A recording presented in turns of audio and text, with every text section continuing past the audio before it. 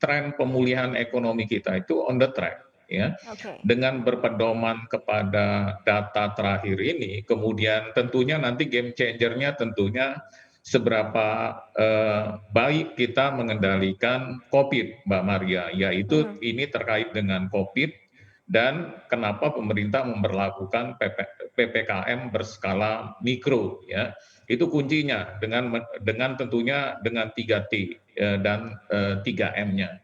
Mhm. Oleh karena itu konsumsi nanti menjadi faktor pendorong utama, Mbak Maria. Mhm. Kita tahu konsumsi rumah tangga itu menyumbang 57% terhadap PDB kita.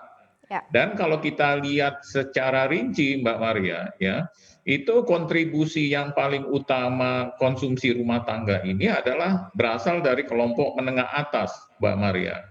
Itu Mmm. 82,4 terhadap pembentukan konsumsi rumah tangga. Kemudian yang kelompok 40% terbawah itu menyumbang 17,6. Maka itu apa yang dilakukan adalah pertama tentunya supaya kelompok bawah ini daya belinya tidak turun, justru meningkat. Apa yang dilakukan pemerintah itu adalah dengan menganggarkan anggaran perlindungan sosial, Mbak Maria, di Oke. mana anggaran perlindungan sosial ini lebih dari 148 triliun.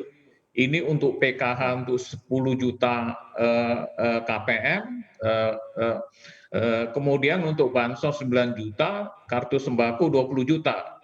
Jadi kita dorong konsumsi rumah tangga kelompok bawah, kemudian untuk mendorong konsumsi kelompok menengah atas, vaksin didorong ini percepatannya, Mbak Maria. Maka itu Mhm. kenapa kita harapkan nanti konsumsi rumah tangga ini bisa menyumbang kisaran di 5%. Mudah-mudahan kalau ini on the track, sehingga Oke. keseluruhan tahun kalau kita bisa mendorong konsumsi rumah tangga di kisaran 5%, kemudian saat yang bersamaan juga kita mampu mengendalikan COVID dengan vaksin yang ada, maka diharapkan juga konsumsi kelompok menengah atas meningkat. Kemudian faktor yang kedua kenapa ini cukup realistis, Mbak Maria, adalah investasi, ya. Mhm. Investasi ini kalau kita lihat dengan adanya Undang-Undang Cipta Kerja, maka kita harapkan dengan selesainya 52 nanti RPP-nya, Mbak Maria, 2 udah selesai, yaitu PP 7374 terkait dengan SWF atau LPI. Ini udah selesai. Mhm. Dengan adanya struktural reform tadi, perizinan yang gampang, perizinan yang cepat, ya, sehingga iklim usaha menjadi lebih bagus. Kita harapkan nanti di triwulan 2, 3, dan 4 investasi itu akan mulai meningkat.